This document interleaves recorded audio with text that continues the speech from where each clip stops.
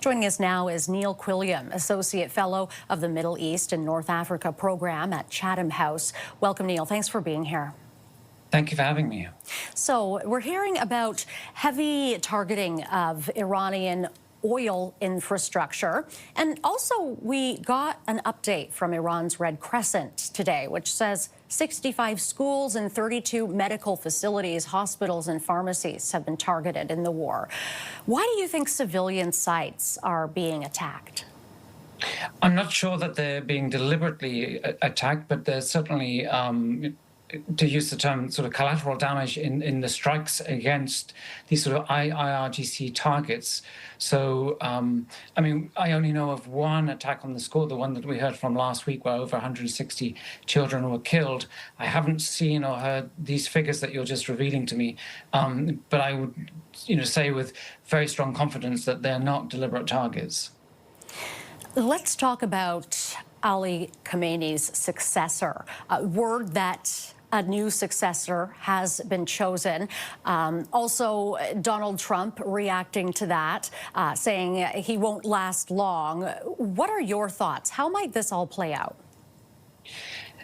I'm not sure that they're going to reveal who the successor is for some time because, I mean, he's #1 on the hit list. So certainly Israel's going to go after him, or the Americans are going to go after him.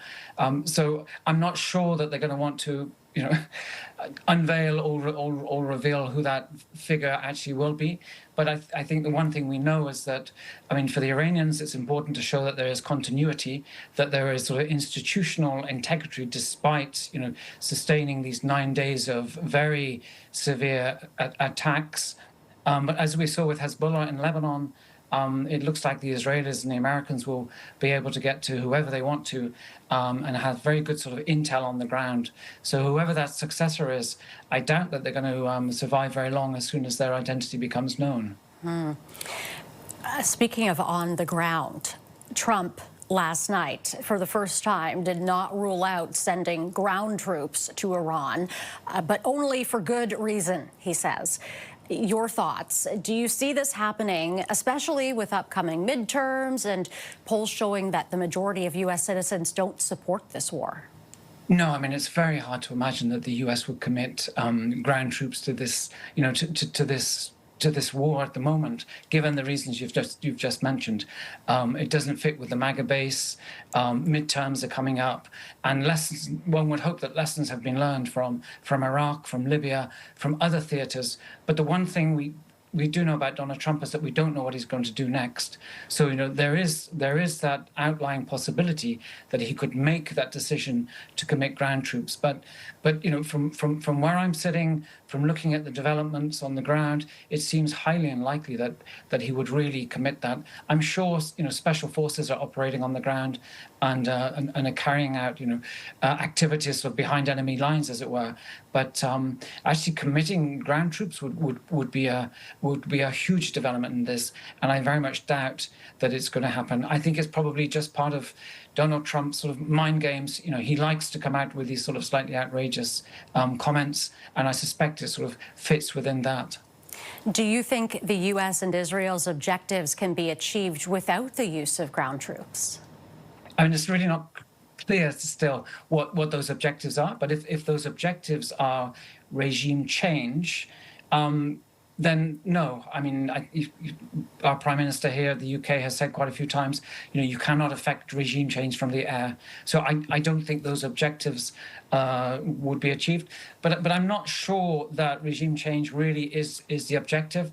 I think perhaps it's more about breaking Iran, degrading Iran as best as those powers can do, and then claiming that's success after sort of setting back or destroying or annihilating the nuclear program, setting back and destroying the ballistic missile programs, and also sort of defanging the axis of resistance. I think that will be enough, and then I think the Israelis and Americans will probably walk away and leave that mess for the Iranians and the region just to sort of work out. We heard from former U.S. National Security Advisor John Bolton, who says the objective should be regime change. Do you agree? No, I don't. I mean, I don't concur with that. the Iranians should be allowed to choose whoever they want, to govern the country. How I would describe what we're seeing at the moment is sort of do-it-yourself regime change, DIY regime change. Whereas I think that the goal is to sort of decapitate the system, and then hope, foment, support, maybe materially the opposition to come through. But there is no united opposition to sort of overthrow this regime. So I don't think the goal of regime change is right at all. Very interesting chat. We will have to leave it there. Thank you very much for your time, sir. Thank you very much indeed.